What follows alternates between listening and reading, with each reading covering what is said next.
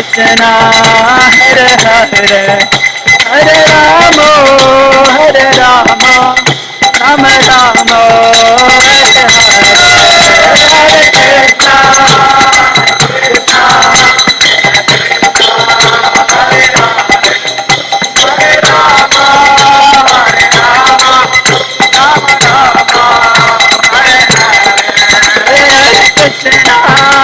Hare Krishna, Krishna Krishna, Hare Hare, Hare Rama, Hare Rama, Rama Rama, Hare Hare, Hare Krishna, Hare Rama,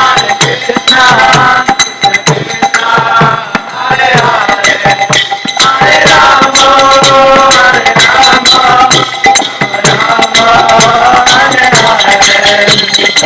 Krishna Krishna Jaya, Krishna Krishna Jaya, Krishna Krishna Jaya, Krishna Krishna Jaya,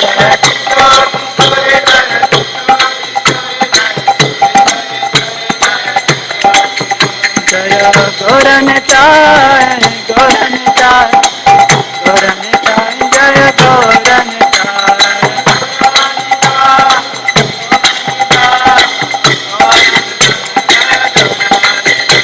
Jaya Prabhupada, Jaya Prabhupada,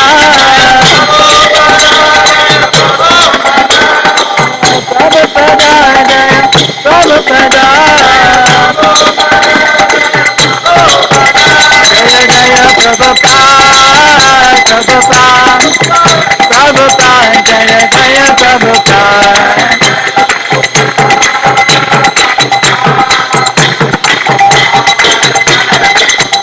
Nitai Gaura Hari Bo, Hari Bo, Hari Bo, Nitai Gaura Hari Bo, Hari Bo,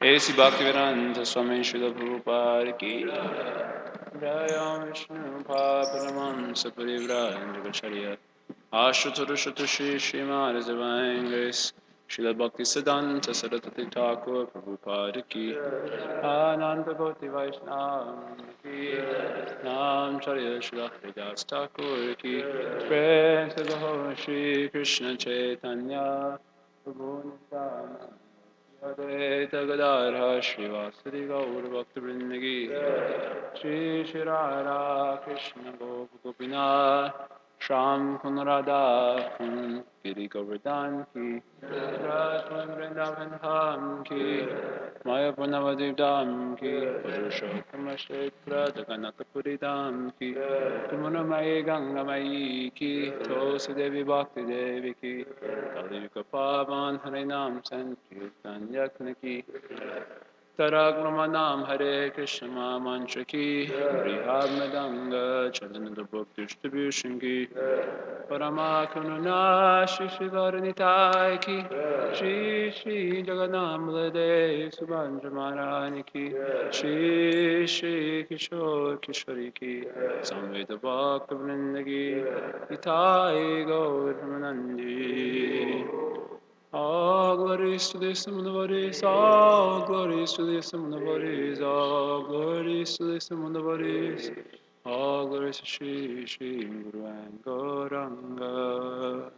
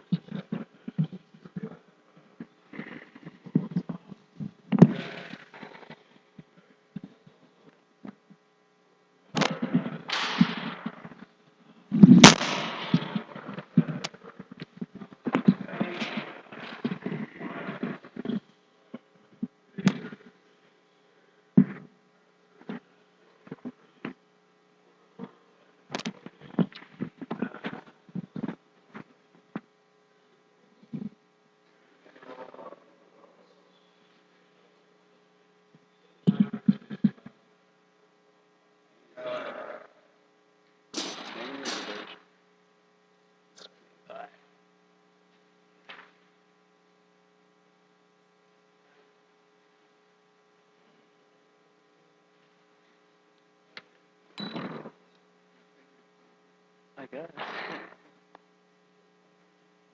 Sure. Oh, yeah, me too. And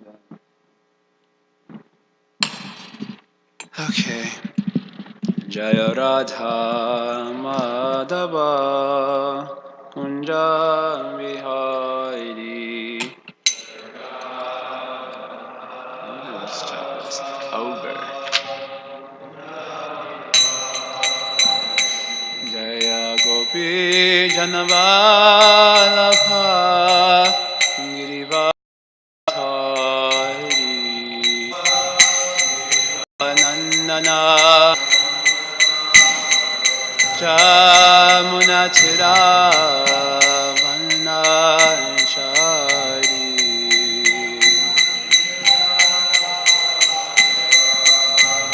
Jaya Radha Madhava Kunja Vihari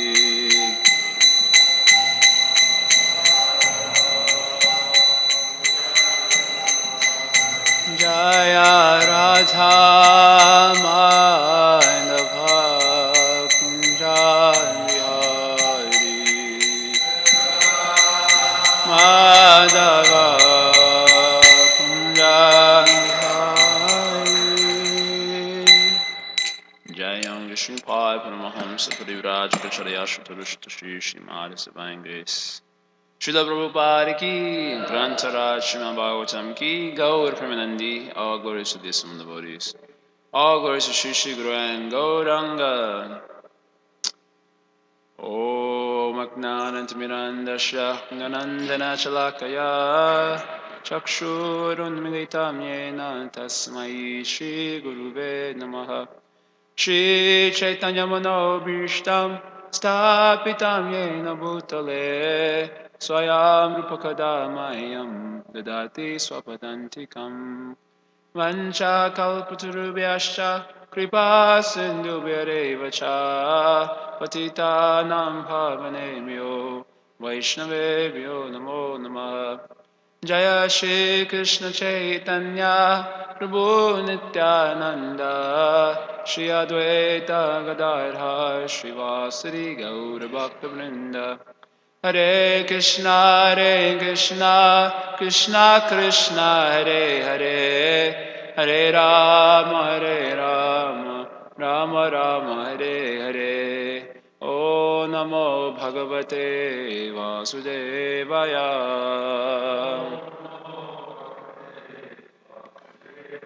O Namo Bhagavate Vasudevaya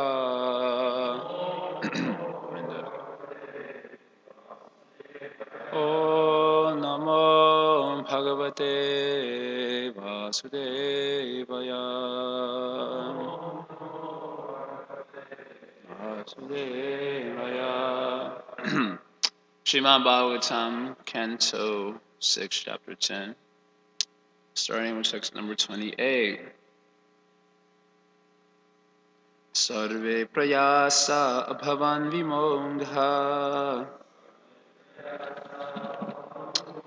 krita krita deva ganeshu daityai Krishna nukuleshu yata mahatsu Rudrai prayukta ushrati ruksha bhacha ushrati ruksha bhacha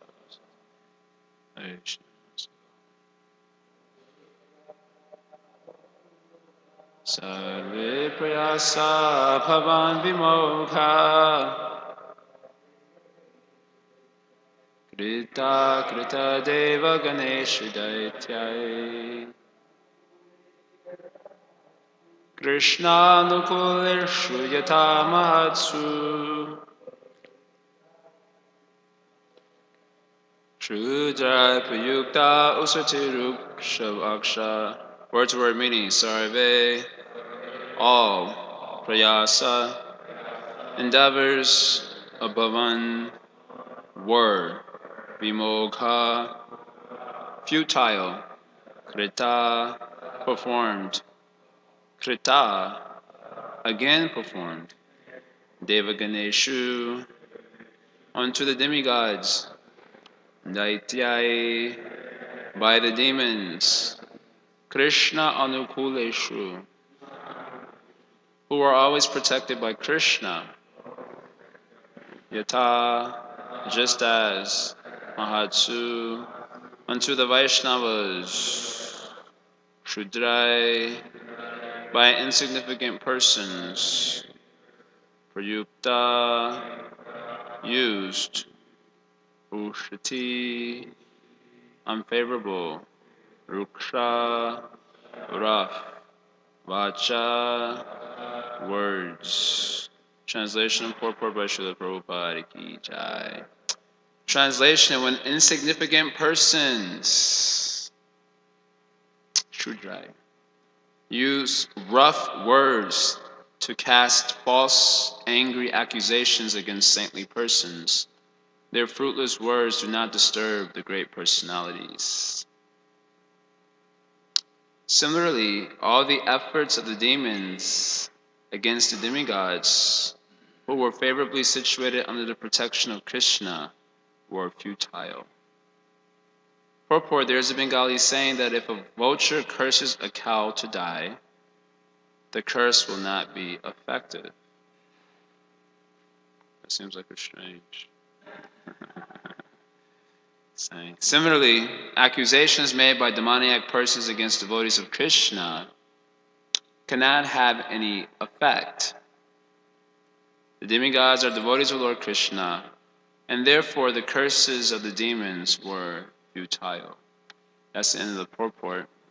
So basically, there's a fight going on after Indra has received the thunderbolt weapon made from the bones of the Dichi. Now a fight is taking place. The demigods went to attack the demons who were being led by Vitrasura, and the demons, of course, naturally fought back.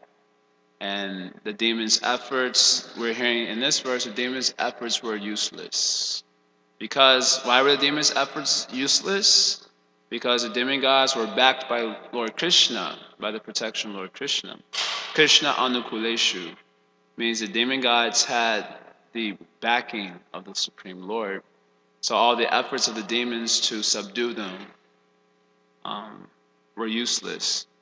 Just as when angry demoniac persons speak harshly or roughly against Vaishnavas, they are unmoved by their harsh language. That's the comparison that's being given here. Any questions? Any comments? The battle continues, so this is the next verse. The Asuras, who are never devotees of Lord Krishna, the Supreme Personality of Godhead, lost their pride in fighting when they found all their endeavors futile. Leaving aside their leader, even in the very beginning of the fight, they decided to flee because all their prowess had been taken away by the enemy.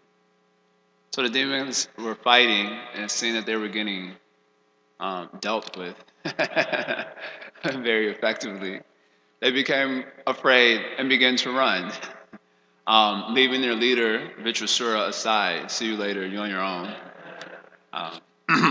This is very cowardly, of course, to see that you're being dealt with and run away from the battle. But that's what's going on with the demons here. So the next verse, seeing his army broken and all the Asuras, even those known as great heroes, fleeing the battlefield out of intense fear, Vitrasura, who was truly a great-minded hero, smiled and spoke the following words.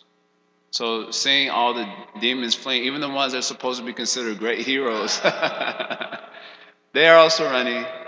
So Vitrasura is smiling at this. Where are these cowards going, So he smiled seeing the situation. And he was great-minded. It said manasvi, means he had a very great mind. Naturally, being the case, he's a devotee in the garb of a demon. So being great-minded, he just smiled at their cowardice and then began to speak the following words to chastise him. Next verse, according to his position and the time and circumstances, Vitrasura, the hero among heroes, spoke words that were very much to be appreciated by thoughtful men.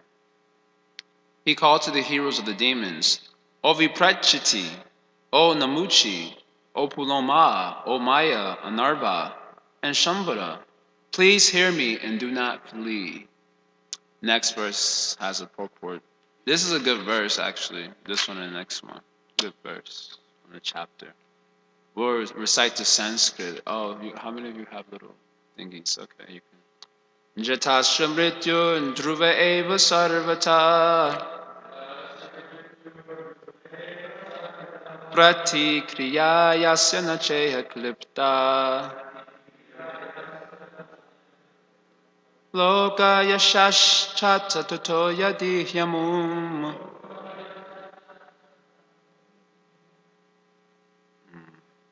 ko nama mrityum navrinita yuktam.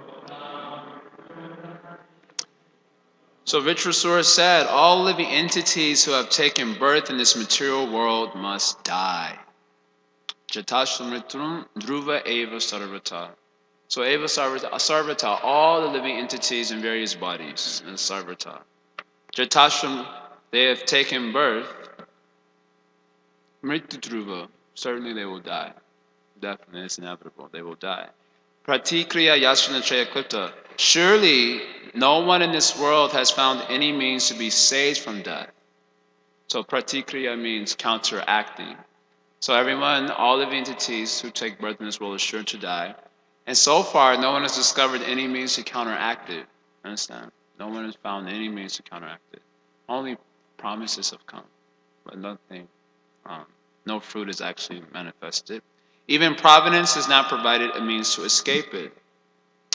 Under the circumstances, death being inevitable, if one can gain promotion to higher planetary systems and be always celebrated here by dying a suitable death, what man will not accept such a glorious death? Purport: if by dying one can be elevated to the higher planetary systems and be ever famous after his death. So two things, Loka, Yasha. Loka means higher planetary system, Yasha means gaining fame. Understand? So if by dying one can be elevated to higher planetary systems and be ever famous after his death, who is so foolish that he will refuse such a glorious death? Know anyone so foolish? Probably all of us. Similar advice was also given by Krishna to Arjuna. Quote, my dear Arjuna, the Lord said, do not desist from fighting. If you gain victory in the fight, you will enjoy a kingdom. And if you die, you will be elevated to the heavenly planets. End quote. Everyone should be ready to die while performing glorious deeds. A glorious person is not meant to meet death like cats and dogs. Understand? So this verse is saying that out of all the entities who have taken material bodies, they are certain to die. Understand? Death means being separated from material body. Birth means coming in contact with a material body. Understand? Birth means accepting material body. Death means being separated from material body. So all those who have accepted bodies, they're sure to be separated from that body. They're sure to die. And pratikriya yasanache klipta. Klipta means devise. So far, no one has devised a means to counteract this pratikriya. Isn't it? No one has devised a means to counteract this. Therefore, since you have to die, might as well die gloriously. You understand? That's the message. Since you cannot escape death, then you might as well die gloriously. Die performing some glorious deed. Understand? Follow? Life is meant for dying gloriously. That's the message. Life is meant for dying gloriously. Human form of life provides an opportunity to die gloriously and not die like the cats and the dogs. That's what Prabhupada says here in the purport. How do the cats and dogs die? The cats and dogs die full of ignorance and fear. So many attachments being separated from them. They also attach, just like you're attached to tongue, belly, genitals, isn't it? You attach to tongue, belly, genitals? Yes. All of us are as conditioned souls. So the animals also, they're attached to their tongues, belly, and genitals too. And death means separation from that attachment to tongue, belly, and genitals. How can I live without this enjoyment of my tongue, belly, and genitals? This is called death. The animals think in this way, actually. Animals think in this way. And human beings, we also think in this way. But we have fancier language to describe it. We call it love, and you write love songs about them and so on. But it's just the same attachment to tongue, belly, genitals, isn't it? So you get separated from that attachment. That is called death. It is a very miserable thing, actually, when you're attached like that. So that's how cats and dogs die. And most human beings, they're called as dvipada pashu, two-legged animals. So they're also dying like this. Human form of life not meant for dying like cats and dogs. It's meant for dying gloriously. Human form of life gives opportunity for dying gloriously. And someone shall think, oh, but I don't want to die. But that you cannot avoid. That's what Richard Sroor is saying here. If you have accepted the material body, you cannot avoid this. And now, oh, I'll find someone who has some medicine of immortality to avoid it. No, no one has devised means to get out of it. Therefore, you have to die. So since you have to die, you might as well die gloriously. Die performing glorious deeds. Human form of life meant for dying glorious death. We're living to die, actually. Understand? And then in death, we can live in the spiritual world, provided you've died properly. Understand? You have to die properly. It's like now they have so many seminars or workshops and programs like the art of living, they call it, and various things. How to live in the material world like cat and dog, nicely. Isn't it? But no, where is the seminar for teaching us how to die? Since we have to die, it is unavoidable. And oftentimes you'll find that when people are dealing with death, they don't know how to process it. For example, when their loved ones die, and many, especially now in the secular world, where spirituality is considered for persons of weak minds and fools and so on. We're people of reason, we don't believe in God. But then when they are faced with death, they don't know how to process it, the death of their family members and so on. I remember last year at Northwestern, one girl, her mom was dying from brain cancer. And she came to our kirtan. She hadn't been for a while, but she came to our kirtan because she was needing some solace. And she didn't know how to process that her mom was dying. And her mom was her everything for her. So it was a very difficult time period. And she was mentioning how she didn't have any belief in anything spiritual and so on.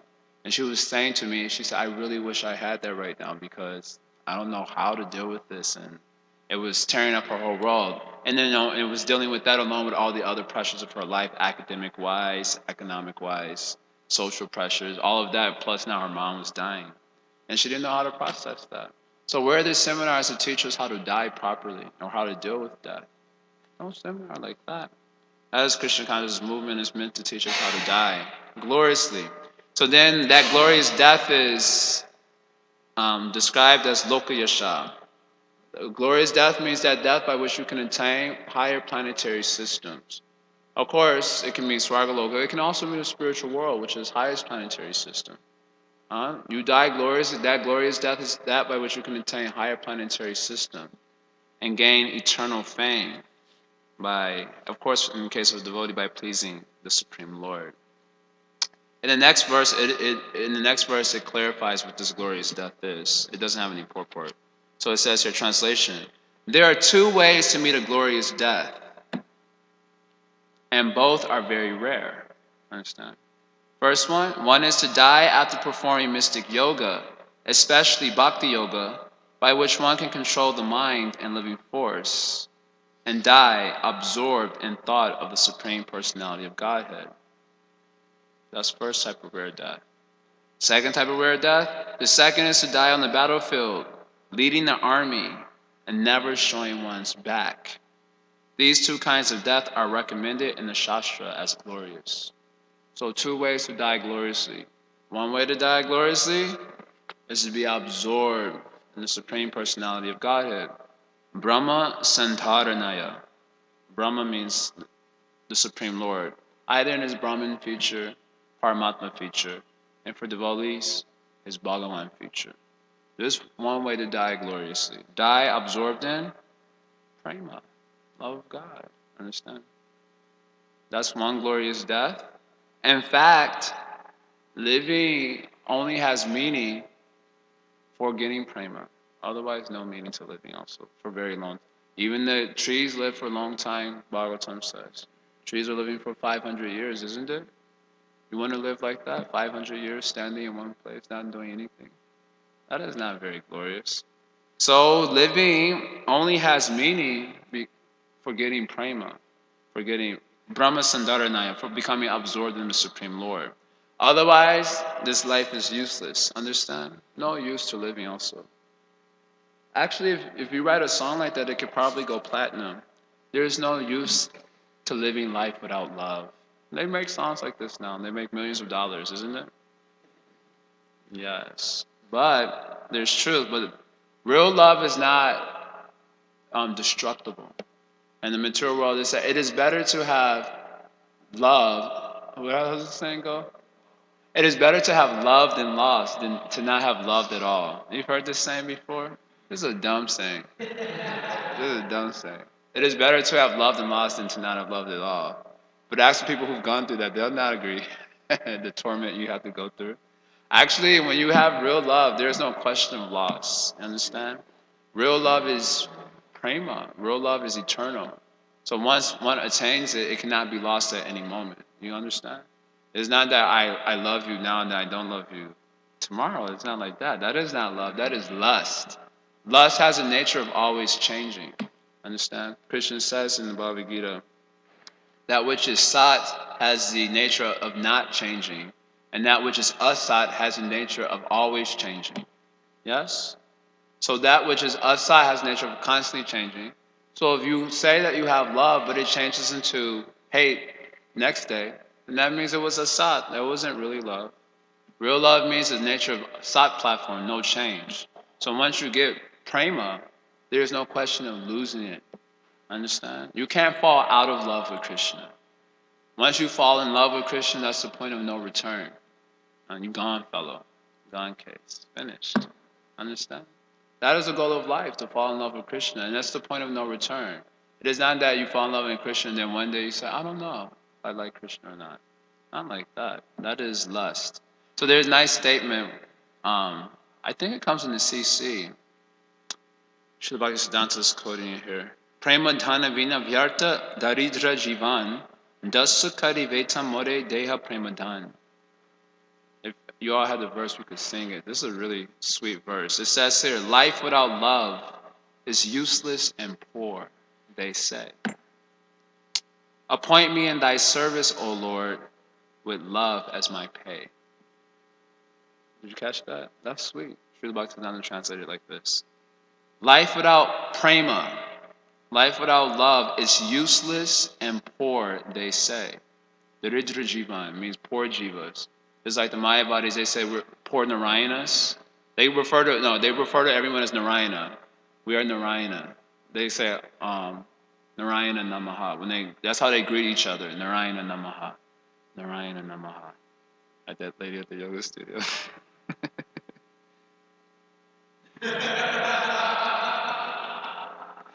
Narayana Namaha. Narayana. That's how they greet each other, actually. And Srila Bhaktisiddhanta said we are not Daridra Narayana. They have this term, poor Narayana, Daridra Narayana. So they see that some bum is in the street. So they see the bum in the street, they say, that is also Narayana. They say, but that is Daridra Narayana. Daridra Narayana means poor Narayana. How can Narayana be poor? He's husband of the goddess of fortune. How can he be poor? But they refer to those persons as Daridra Narayana. But Srila Bhaktisiddhanta said, we are not Daridra Narayana. We are Daridra Jivan. We're poor jivas. Not poor Narayanas, poor jivas. Why are we poor jivas? Because we are without prema. Understand? Prema dhana vina vyarta daridra jivan. Life without love is useless and poor, they say. Jivana really means life. So you have a poor life, useless life, if you have no prema, no love. Understand? So life is useless. Understand? No prema. In fact, when Lord Chaitanya, after Krishna came to distribute Krishna consciousness, he felt himself unsuccessful because he hadn't given the prema of the Brijavasis very successfully, which was actually his objective when he appeared. Prema rasa niryasa karite aswadana rag marg bhakti loke karite pracharan. Krishna came for the purpose of tasting the prema rasa of the Brijavasis. Understand? Prema rasa niryasa karite aswadana. Aswadana means he wanted to taste or experience the love of the Brijavasis, prema rasa. Prema rasa means the prema of the Brijavasis. And rag marg bhakti loke karite pracharan. And then he wanted to, pracharan means to preach. He wanted to preach the path of rag marg to the people of this world so that they could attain that prema rasa of the Brijavasis. Understand? This purpose of Lord Chaitanya's movement. Understand? So then he felt himself very unsuccessful. So he began to introspect. Although he's omniscient, he also introspects. So Krishna began introspecting. And then he said that I've not given the love of the Brijavasis very effectively. I've not done a good job. And without this love, without this prema of the Brijavasis, then I consider this whole universe to be useless. He was saying like this. It comes in the Chaitanya Charitamrita, Adi Lila, chapter 3. He said, I consider this whole Jagat to be useless without this prema. So the same here as this verse is saying, one's life is useless and poor without prema bhakti, without love. Therefore, the devotee is praying to the Lord, appoint me in thy service, O Lord, with love as my pay. So living life only has the value when one is after real love. Otherwise, there's no value to life whatsoever. Practically no value. Simply living like cats and dogs, dying like cats and dogs. And so we want to die, of course, having attained prema bhakti. One time, some man, we were on Harinam in New York, and a person was kind of heckling us a little bit, and he said that, are you all afraid of dying? Something to this, he asked a question like this, are you all afraid of dying? And so the devotee gave a nice philosophical answer, how we are not afraid of dying because we're just serving Krishna now, and if we die, we'll serve Krishna also in the spiritual world, and therefore we're not afraid of dying. So then I said, well, I'm afraid of dying. And then the man looked at me and said, why are you afraid of dying? Aren't you all the same group? Don't you think in the same way? And I said, because I don't have prema yet. So I want to live long enough to give myself an opportunity to at least come closer to my ideal. I don't have my ideal yet, but I want to live long enough to at least minimally gain greater momentum for coming closer to my ideal of getting prema bhakti. Otherwise, no point in living long time. But if you live long time for achieving that objective, so you can really die gloriously, then it can be said to be worthwhile. Brahma Sandaranaya. This is the first way to die gloriously. The other way to die gloriously is on the battlefield. I don't know if that applies so much today, and the sort of things that are going on in Kali Yuga. So Richard Sora is making this point here, that since anyway you have to die, you cannot avoid it, that you might as well die gloriously. You should die a glorious death. A glorious death means a life where you die with prema, or at least a life where your whole energy was dedicated to that pursuit. Ko nama mrityum navranita yuktam. Who is that person who will not take such a glorious opportunity and would rather die like a cat and dog? Understand? The end of the chapter, by the way. Yeah. Yeah, you can. I had some other verses from the Bhagavatam which are really good, but I decided to skip over.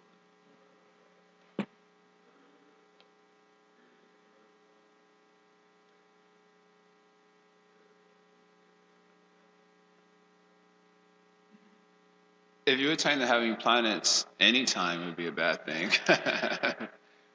For at least devotees, we think like that. Actually, in the heavenly regions, there is intense enjoyment. Understand? You enjoy very nicely. Sex life lasts for 6 months. A session. 6 months, a session. 6 months, they're having sex life. Understand? The intense enjoyment is there. So, of course, when they do sex life and drink intoxication and so on, there is no sinful reaction for that. That is you well deserved it for all your pious activities by which you could get such a birth. But problem with it is that they create some scars in the mind of intense sensual enjoyment. Naturally, if you enjoy intensely, it creates an imprint of intense sensual enjoyment. So at the time of exhausting your piety and coming back to the earth planet, those impressions of sense enjoyment remain, and they cause you to do sinful activity on the earth planet in an attempt to try to replicate the sensual experience gained in the heavenly regions. Understand? I was just reading about this like a week ago by Srila Bhaktisiddhanta. So although to enjoy in the heavenly regions like that is not inherently sinful, they create impressions in the mind of sense enjoyment. So when you come back to the earth planet, in an attempt to replicate that experience, you end up performing sinful activities. And that way you go down and then go, and like this. This is the merry-go-round of conditioned life, samsara. So to attain the heavenly regions at any point really is inauspicious.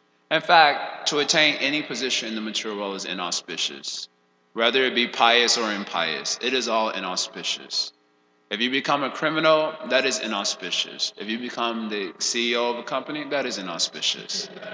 Understand? All of it is inauspicious. Everything in the material is inauspicious because it reinforces ignorance. And there's the pious feature or forms of ignorance, and there's the impious forms of ignorance. The only thing that is auspicious is that which is contacting spiritual life. So even if you're situated in an impious situation, with contact with Krishna consciousness or spiritual life, then all of a sudden that which is inauspicious can become auspicious by such contact. And without which, anything you're doing in the material is inauspicious. So for devotees, attaining the heavenly regions is always really inauspicious, as with the attainment of anything in this material world.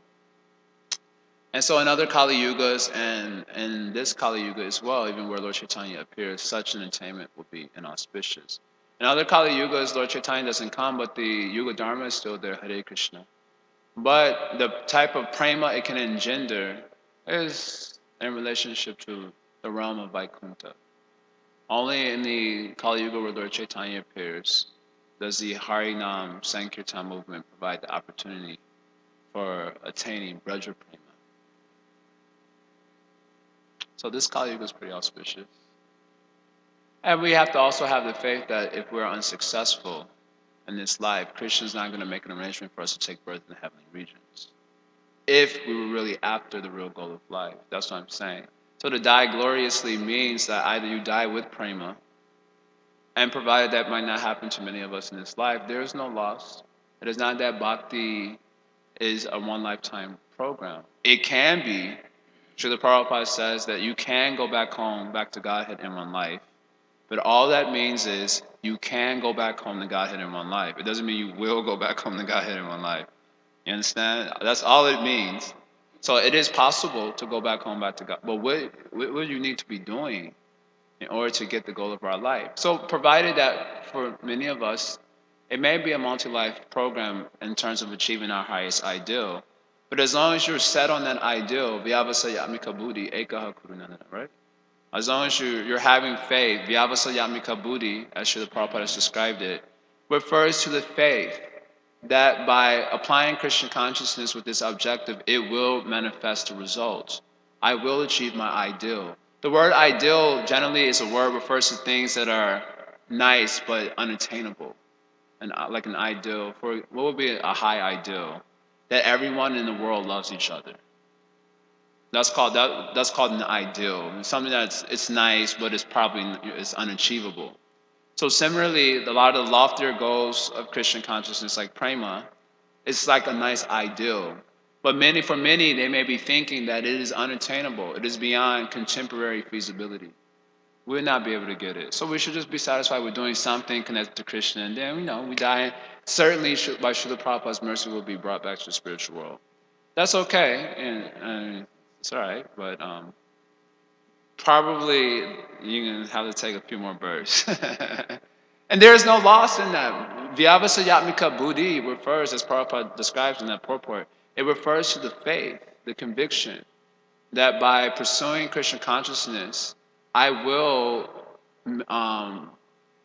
embody my highest ideal sooner or later.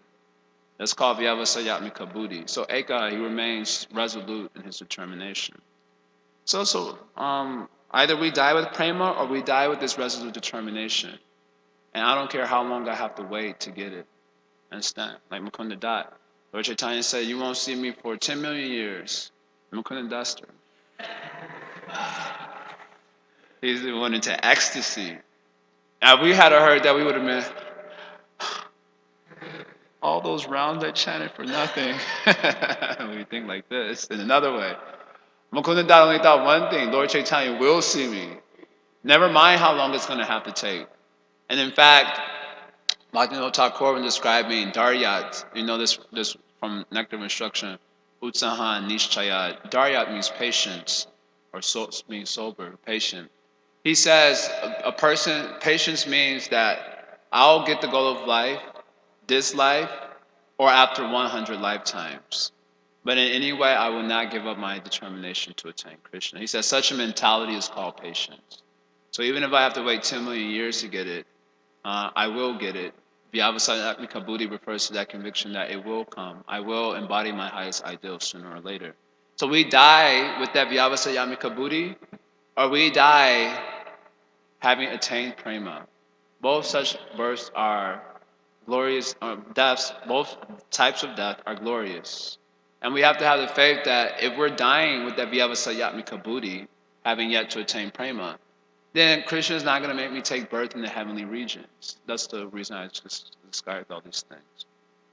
So whether it's this Kali Yuga or that Kali Yuga, someone's after prema, Krishna's not going to put him in the heavenly regions where he'll enjoy intensely, create heavy samskaras of enjoyment, come back down, do sinful life to try to replicate and so on. We should have the confidence that Krishna will make an arrangement, that we will contact the proper Sangha to continue our evolvement toward our highest ideal, like that. Okay, Justin, and then right to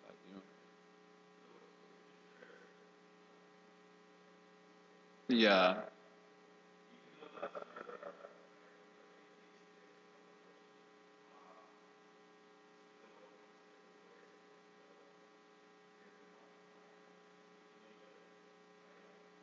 Yeah, the Asuras here, they've already captured Swargaloka, right?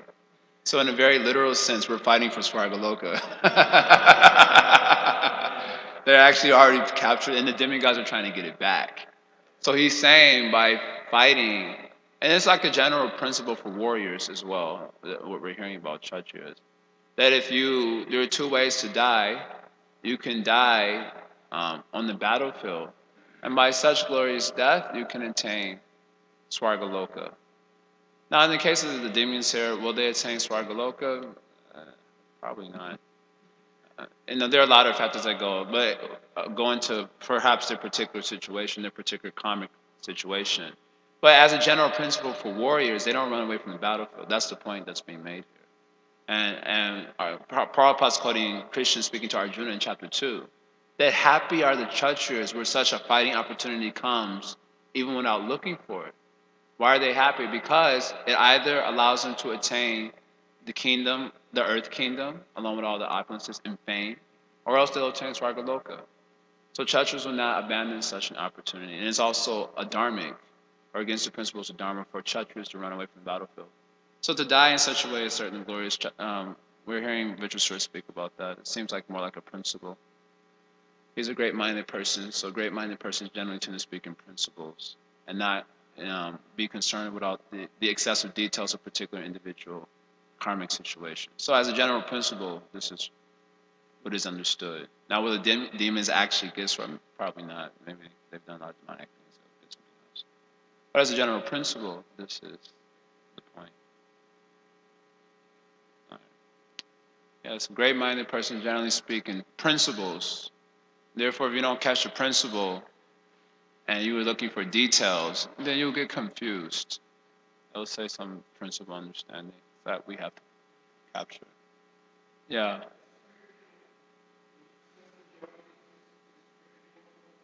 Is there a spiritual sense of enjoyment for the jiva in the spiritual world? Yes. And Prabhupada actually says such. He even uses that language, spiritual sense gratification. And in the first canto Bhagavatam, I actually don't remember because I haven't. It's the first canto Bhagavatam. I think it's chapter 10.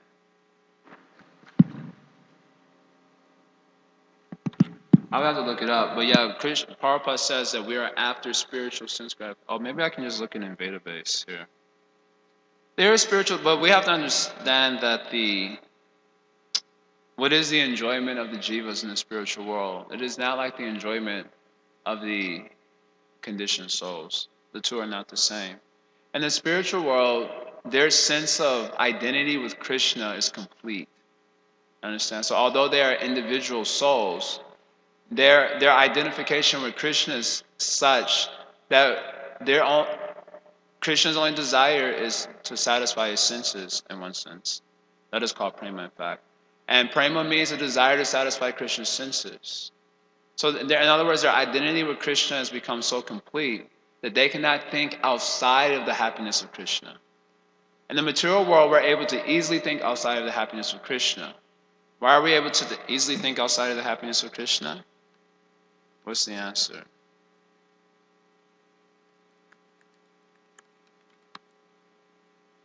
Mm-hmm. What's the answer? We're selfish. Yes. I said in the material world, we're able to easily think outside of the pleasure of Krishna, out of the happiness of Krishna. How is that possible? We've forgotten him.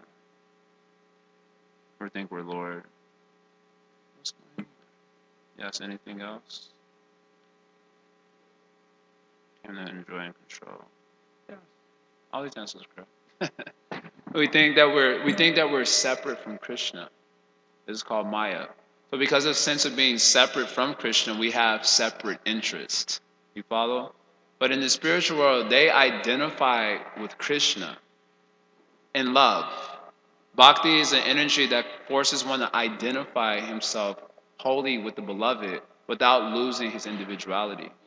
So it's a little bit hard to understand, right? So you think, in other words, you're able to think only in terms of the beloved. In this case, Krishna.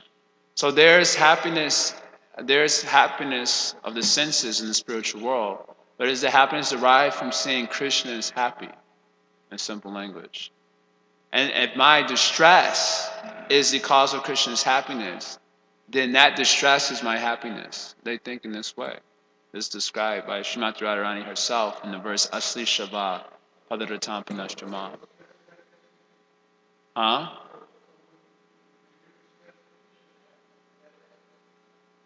Yes, the stress that comes in serving Krishna, using your words, is the ecstasy of the devotee on that platform. So, and therefore we want to come to that platform. That's real Krishna consciousness. That if it shall bring Krishna happiness to see me distressed, then I'm willing to accept distress for the rest of my life. Just like the story we hear of the gopis being willing to go to hell for eternity to remove Krishna's headache for a moment, which is quite a horrific story for a conditioned soul. I wouldn't do that. I'll suffer in hell, and Krishna will be okay. He's God. But for the gopis, their identification with Krishna's suffering, his distress in the form of a headache, was so intense. When they're in hell, they're in ecstasy. Yes, knowing that if Krishna wants me to be in hell, then this being in hell is the source of my greatest happiness. Such is the consciousness of such a resident in the spiritual world. We can hardly fathom such a consciousness. Any other question?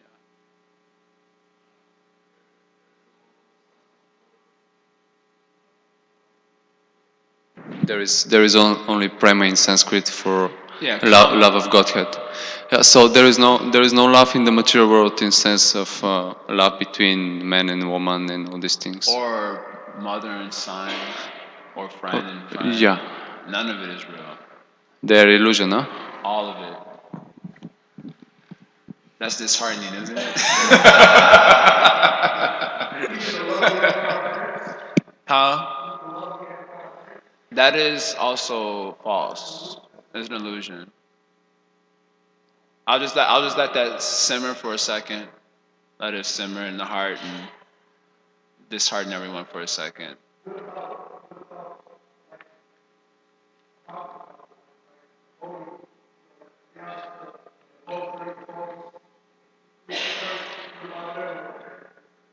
Nah.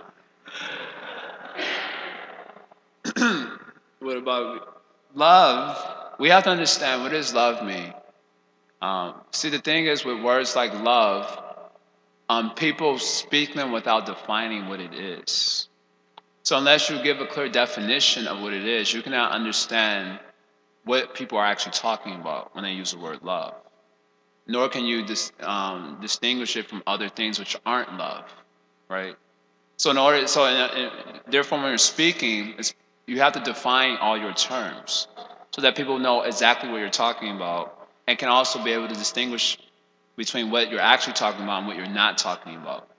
So in the material world, people just assume they understand what love is. And if you were asked them to define it, I'm sure you would get a plethora of definitions. I should use the word menagerie, actually. A menagerie, because menagerie is like putting wild animals together in one place. You'll get a menagerie of understandings of what love is. And therefore, we have to understand, how do we define love in Christian consciousness? So in short, Kaviraj Goswami defines love as a desire to satisfy the senses of Krishna. That is called love.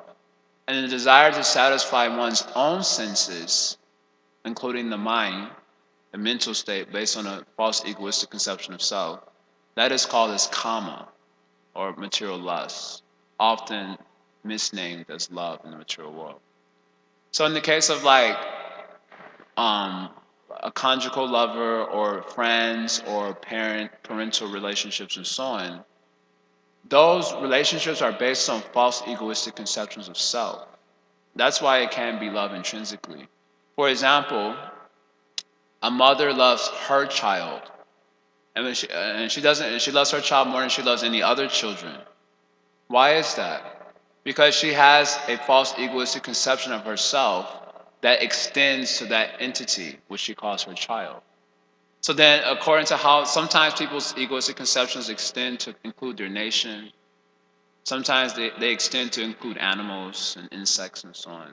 Sometimes they may even extend to include, the globe to whatever extent that it can. So that means, but all such conceptions are false notions of themselves. So naturally, if the foundation for their love is a false notion, their love must also be false.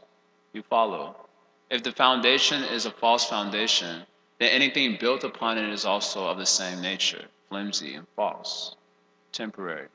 So of course, this doesn't mean that there isn't, let's say, genuine affection from such persons, but that's generally referred to as a rope of affection. It's not spoken of in a very positive way in the Bhagavatam. It's called as a sneha pasha. Sneha means a rope of affection. It means it refers to a rope that binds you to the material world. So the affection one has for friends, family members, society, friendship, and love, the Bhagavatam speaks of it as a rope that binds you to the material existence, which is not a very positive glorification of the affection or love in the material world. So how can we transform those relationships based on false notions to something conducive for growth in Krishna consciousness? We start to see those entities in relationship to Krishna. And so Srila Bhaktivinoda Thakur, in his Sharanagati prayers, he helps us to kind of understand how we might do so. He says that he maintains his wife and children because they are the servants of Krishna.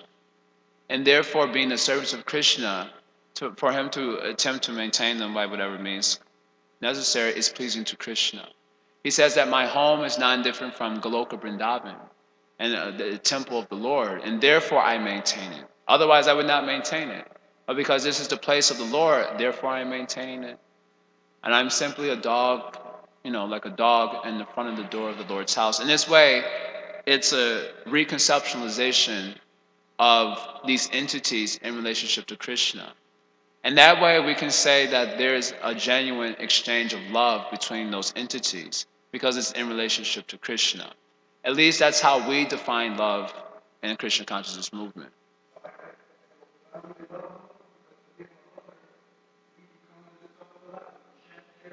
Yeah. Yeah. Yeah, sure.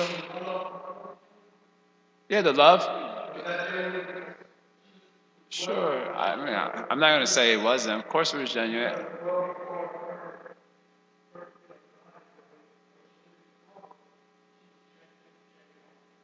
Yeah, so that's, like I said, if it's in relationship to Krishna, then to that degree we can say it was love.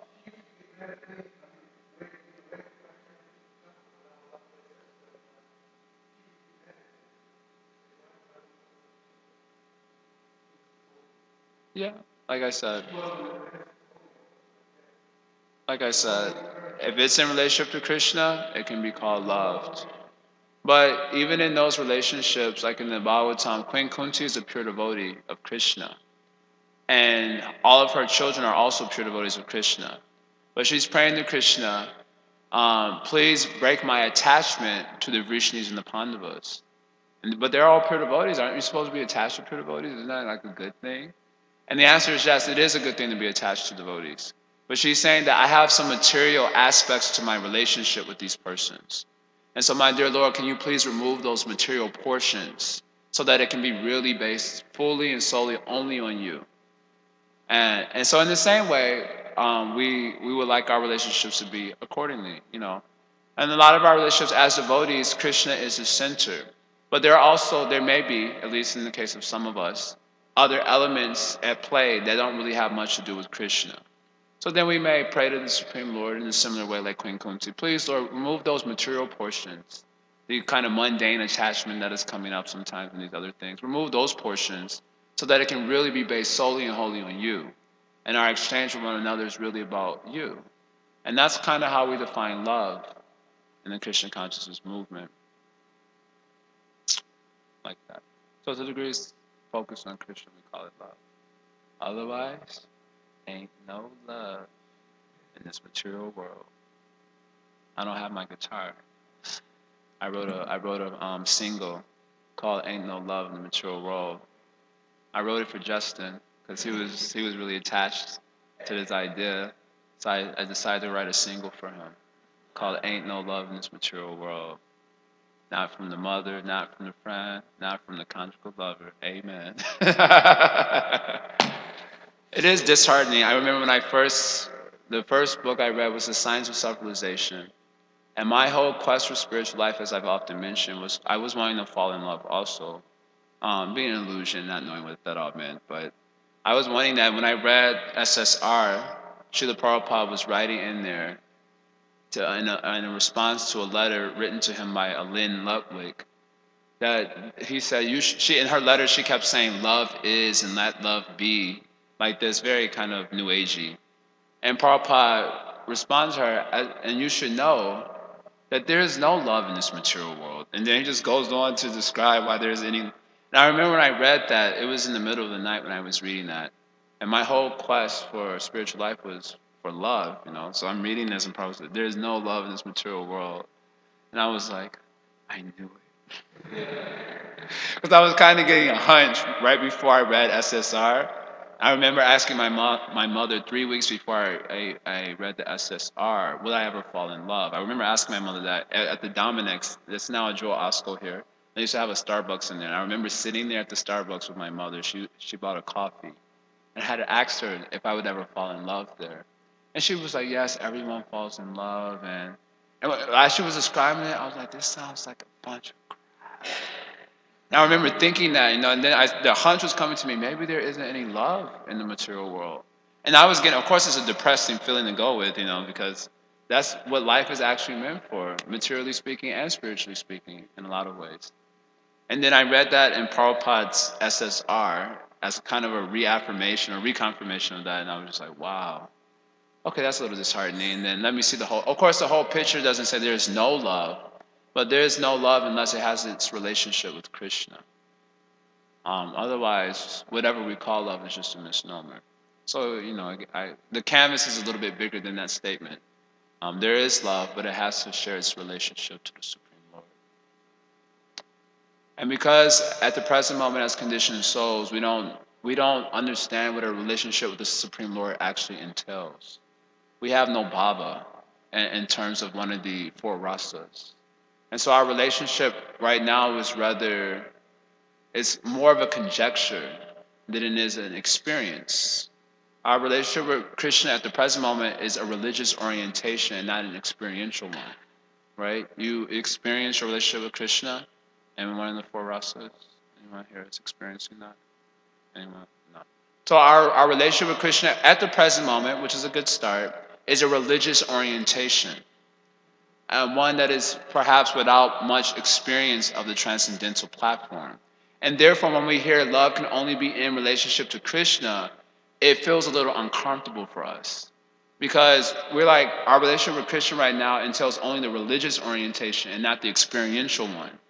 And so the religious orientation is one that's a little bit dry sometimes, or a little bit austere, not always very joyful. How many of you have that experience? A show of hands, you know.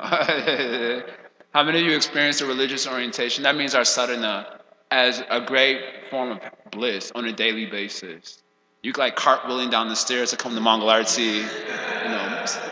Literally every step is a dance, every word is a song. How many of us experience that in our religious orientation of our relationship with Krishna? Probably not many of us. And in the course of our services, especially the daily basis thing, every single day, going every day, how many of you sometimes get irritated? You just want a break. Show of hands, I need a break. Need a break, need a break, yes. So this is the religious orientation of our relationship with Krishna. And therefore, when we hear that love can only be in relationship to Krishna, the mind kind of takes it becomes disheartened by that notion. Because right now, the mind's relationship with Krishna is only a religious one and not an experiential one. And therefore, when you say a statement like this, there is no love in the material world unless it's in relationship to Krishna, the mind responds in an antagonistic way. It doesn't appreciate that statement. And therefore, you'll find that most of the conditioned souls will try to justify how, no, there is love. They try to find some way to adjust the idea. But if we actually have the experience of a relationship with Krishna, then we would say that's the truth. There ain't no love unless it's got a relationship with Krishna. Then you would really understand the depth of what is being said there. And it's not a disheartening thing, it's an encouragement for us to get love of Godhead. Sometimes we take it in the opposite way. It is not a discouragement to say it's no love. It's actually an encouragement to come to the spiritual platform where you can actually experience what it actually is. How devotees love even other living entities because of their love for Krishna. So to say that there's no love in the material world, on the material platform, is actually an encouragement to come to the spiritual world. Just as when I say there is no gold in the brahmachari ashram, right? That's an encouragement to go to a place where there is gold, right? Suppose you're looking for gold in the brahmachari ashram. Then you'll be successful? No, you'll not be successful, most likely. You'll not be successful. So if I say that there is no gold in the brahmachari ashram, that is not a discouragement. First of all, there's relief. Okay, there is gold, but it's not to be found in this place. You follow? It's to be found somewhere else. So similarly, to say that there is no love in the material world means it cannot be found on this platform. You have to bring your consciousness to another platform where it is available. So to say that there is no love is actually an encouragement to come to the real platform where love can be experienced and exchanged with other entities, beginning with Krishna. So I know the mind does take it a little bit. It just gets, goes, what? Shield, block that. He don't know what he's talking about, I experienced love so many times in the material world. Like that. Mind takes it in a negative way, but actually it's a positive statement. It's an encouragement to come to the spiritual platform. Okay, any final thing? Yeah, sorry, you turned that, yeah. About this, should we be attached or not attached to the devotees? There was one story with the Pandavas who were walking to some. I just heard once this story. I'm not sure if you know it. They were walking to some mountain, and Maharaj Yudhishthira left alone at one time because the others left behind. Okay. Do you know this story? I don't think so. Anyway, the point was that Maharaj Yudhishthira was not attached to his brothers, and he continued to his path to the spiritual world. I think something like this. Also, maybe the 15th chapter of the Bhagavatam. First canto. Yeah, first canto, where the Pandavas retire from the material Yeah, world. exactly. Okay. So the question is, should we be attached to the devotees, or we should be detached and try to save ourselves, or I mean, you know. What do you mean by save ourselves? I mean, should we be alone and going alone to our path, or we should be like a group devotees or something? In the stage of practice, you better be in a group. Otherwise, Maya's going to shoot you down like a sniper.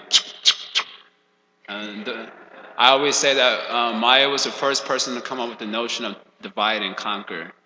And then later on, I think who was noted for saying that? Caesar. Caesar gets credit for that, but Maya was the first person, the original person to come up with that idea, divide and conquer. First, make the devotees mad at each other, so they isolate themselves from one another, and then just shoot them down one by one, make an easy target.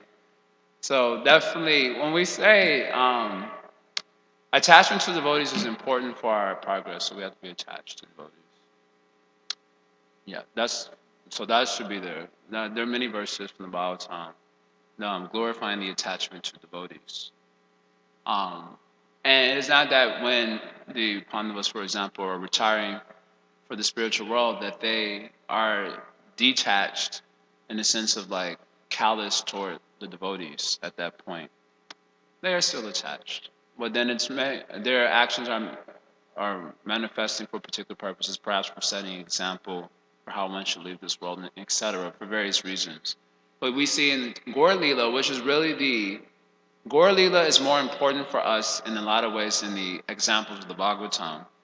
Not only because of um, proximity to us in terms of time, but also in terms of Krishna coming in the Kali Yuga to show us, Kali Yuga creatures, how to be devotees. So we derive a lot of our understanding of devotional interactions from Gaur Lila, from Lord Chaitanya's Lila. In a lot of ways, more than we do from the Bhagavatam, which has a different social context, oftentimes a different yuga context, and so on. So in Gaur Lila, we see how they deal with their attachments to each other. Like when Haridas Thakur was leaving his body, it's not like he just decided to be isolated from everyone, isn't it? He wanted to be with Lord Chaitanya and the rest of the Vaishnavas. They came in and performed a very nice program for him, like that. So attachment to devotees is always a good thing. Like I was saying in terms of Queen Kunti's prayer, we should pray that the material functions of the attachment be removed. Because we're attached to devotees for material reasons. They make us laugh, they make us feel good. And like that, we may have some material elements to our attachment. So we want those elements to be removed, and so that the pure attachment can manifest to those with those devotees. Like that, it's probably a bigger discussion than I'm able to entertain at the present moment. But I hope that shall satisfy for now. Thank you very much for tolerating me. Srila Prabhupada ki Jai.